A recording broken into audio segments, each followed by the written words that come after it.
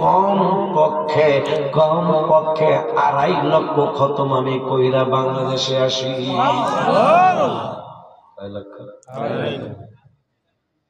সময় হলো 35 দিন 36 দিন, আমি খতম করি 2.5 লাখ। তো জানতে মন চায় না কথা কম বাক্কা খতম, বাক্কা খতম হলে অনেক খতম নাকি? অনেক খতম 2.5 লাখ। হুজুর কেমনে? আমার নবী বলছেন এক খতমে মক্কায় 1 লক্ষ খতম, তাই মক্কায় 2 খতম পড়ি, মদিনা শরীফে 1 খতম পড়ি, 2.5 লক্ষ হইছে না? মারহাবা কয় না?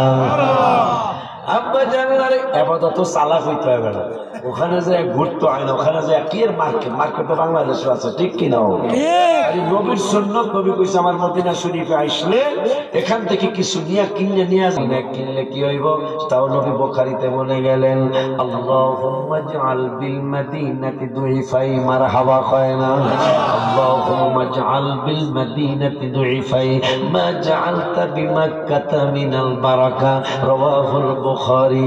আমার নূরের নবী সাল্লাল্লাহু আলাইহি ওয়াসাল্লাম বললেন আল্লাহ আল্লাহ আল্লাহ গো আল্লাহ, আমার তোমার খানায় কাবায় যত বরকত দিয়েছে গো আল্লাহ, আমার মদিনাতুল মুনাওয়ারায় ডাবল নিয়ামত দেওয়া লাগবে। খুশি নি আপনারা? খুশি, আমিও খুশি। এই জন্য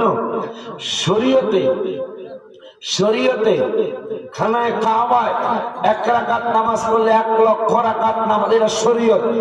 আর মদিনাতুল মুনাওয়ারায় 1 রাকাত নামাজ পড়লে 50,000 রাকাত নামাজের সওয়াব। কিন্তু হাকিকত যেহেতু নবীজি সাল্লাল্লাহু তাআলা আলাইহি ওয়া আলিহি ওয়াসাল্লাম সহ আলেমরা বুঝবেন, আমার নবীজি বললেন কুল্লু মানে সব নবী, মানে সব নবী। মারহাবা কয় মারহাবা, মাশাআল্লাহ। ওয়াজ আপনারা শুনতেছেন। কুল্লু নবিয়্যিন দাওয়াতুন মুস্তাজাবাতুন, মারহাবা মারহাবা। আমার নূরের নবী বললেন সব নবী মুস্তাজাবুদ দাওয়াত। মুস্তাজাবুদ দাওয়াত মানে সব নবী রাসূলের দোয়া কবুল, একজনের দোয়া আল্লাহ ফিরায় নাই। তাইলে আমার নবী তো সব নবীর সেরা, ঠিক কিনা? ঠিক কিনা?